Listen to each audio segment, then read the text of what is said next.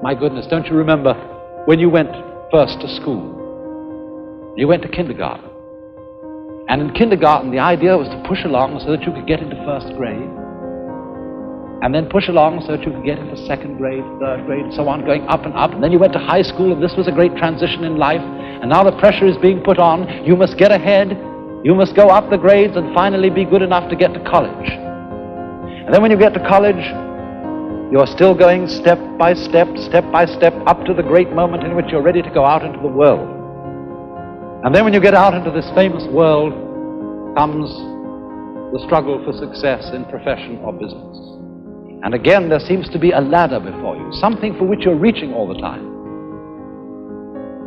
And then, suddenly, when you're about 40 or 45 years old in the middle of life, you wake up one day and say, huh?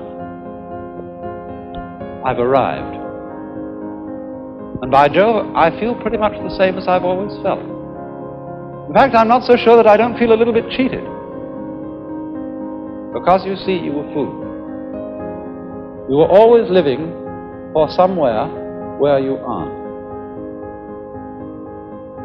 And while, as I said, it is of tremendous use for us to be able to look ahead in this way and to plan, there is no use planning for a future, which when you get to it and it becomes a present, you won't be there. You'll be living in some other future which hasn't yet arrived.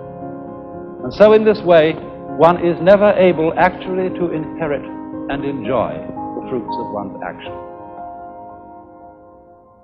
You can't live at all unless you can live fully now.